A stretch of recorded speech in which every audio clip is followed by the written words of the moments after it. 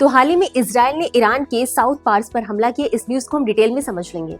तो जैसा कि हमने आपको बताया कि हाल ही में इजराइल ने ईरान के साउथ पार्स प्राकृतिक गैस क्षेत्र के पास स्थित एक प्रमुख पेट्रो रसायन संयंत्र पर हमला किया और ये हमला केवल सैन्य कार्रवाई नहीं बल्कि सीधे तौर पर एनर्जी इंफ्रास्ट्रक्चर टारगेटिंग का उदाहरण है, जो कि वैश्विक स्तर पर गंभीर प्रभाव डाल सकता है।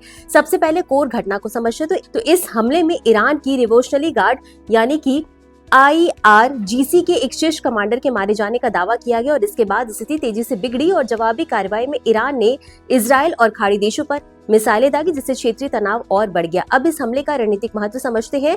साउथ पार्स गैस क्षेत्र दुनिया के सबसे बड़े प्राकृतिक गैस भंडारों में से एक है और ईरान के कुल पेट्रो रसायन उत्पादन का लगभग 50% यहीं से आता है। ऐसे में इस क्षेत्र पर हमला केवल एक सैन्य घटना नहीं बल्कि इकोनॉमिक वॉरफेयर का हिस्सा भी माना जा रहा है।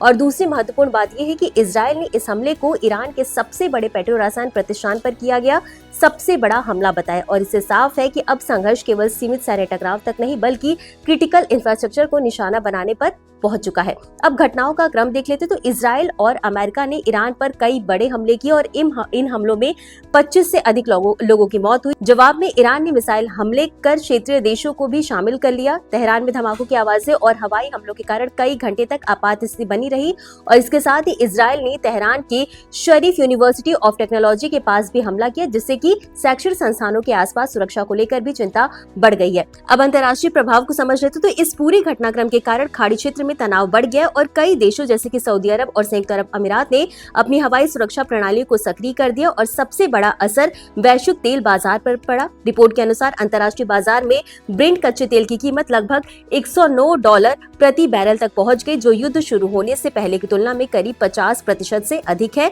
और यह संघर्ष कुल मिलाकर केवल इजराइल ईरान तक सीमित नहीं है बल्कि यह वैश्विक ऊर्जा बाजार, क्षेत्रीय स्थिरता और अंतर्राष्ट्रीय कूटनीति को प्रभावित करने वाला बहुआयामी संकट है। और इसी के साथ ये पूरा टॉपिक यूपीएससी के लिए GS पेपर 2 IR और GS पेपर 3 एनर्जी सिक्योरिटी दोनों से काफी महत्वपूर्ण है। तो आज के लिए बस इतना ही। धन्यवाद।